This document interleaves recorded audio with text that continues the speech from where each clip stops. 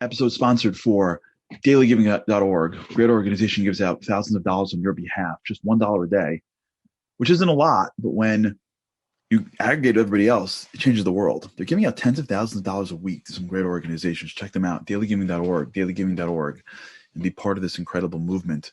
This week's Torah portion is the beginning of the showdown between Pharaoh and Moses and Aaron. This is the game, if you will, to continue the football metaphor of last week. This is the Super Bowl.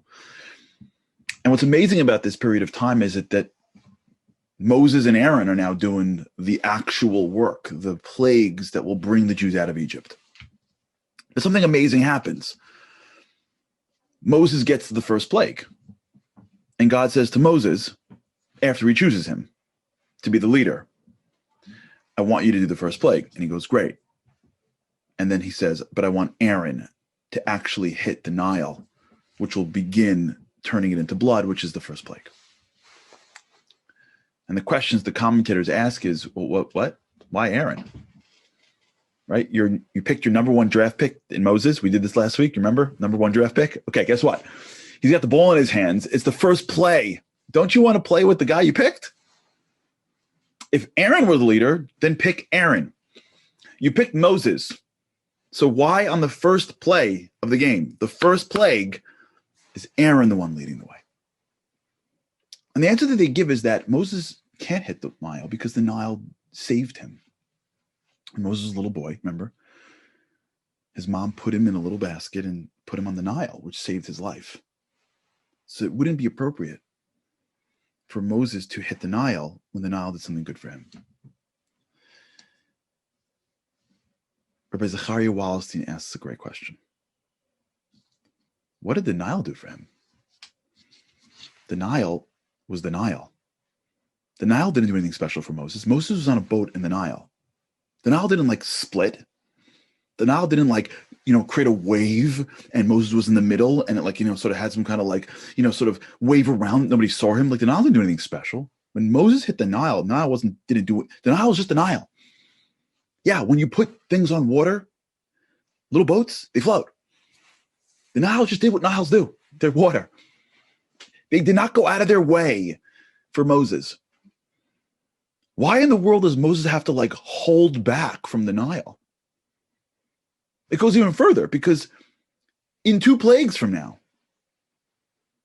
he hits the sand and God goes, don't touch the sand. And he goes why? He goes, because later when you had killed the Egyptian, you buried in the sand. What? The sand didn't come up and surround the Egyptian. They were just doing what they did. Why does Moses have to change the work of God? Leading the Jews out. Moses wasn't taking water for his family. He was bringing the plagues. He was effectuating God's word for the things that did what they did anyways. They didn't change for him. And the answer that Rabbi Wallerstein gives, and the answer that I heard, is that what God was doing was actually beginning Moses' leadership. Moses was learning how to be a leader. And being a leader sometimes is learning the depths of how the world works. And one of the greatest things that we forget to be grateful for are the things that are always there. You can't be a leader in your life if you're not grateful. We can't be the best that we can be if we don't have, in Hebrew it's called hakarat hatov, which is appreciation, gratitude for things, gratitude for people. We didn't come out of nowhere. All of us come because of somebody else's benevolence. There are things along the way that help us. There are things along the way that we take for granted. We take for granted normal society. Not anymore. Traveling, coughing, shaking someone's hand. Those are things that no one ever thought of until this year. When we appreciate things in our lives that are just there, we become grateful people. We become bigger leaders, not smaller leaders. when we take the time to look around at those people that have always been there for us and will always be there for us, when we take the time to think about the world and our bodies and our family and our friends and so many things that are in our lives that are the Nile and the sand, they're there doing their job. They're not asking for thank you. They're just doing what they do. If we benefit, we have to stop and go, wait, I can't take this for granted. Thank you for just being there. The security of our lives are what makes us who we are. And so this week's Torah portion, God did something bigger than for Moses than make him hit the Nile and hit the sand. God made him into the beginning of the greatest leader of all time. And he taught him how to be a great person by opening our eyes to the invisible and seeing those things that were always there, but appreciating them for being there.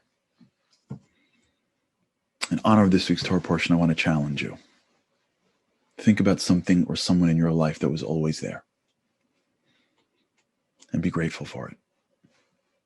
Whether it's something that's always in your life and you thank God for it, or someone that's the rock and that's the security that's always there for you, take a minute and say thank you. Because that's really, in many ways, more powerful than the plague. That's what it's like to be a leader. That's what it's like to be like Moses.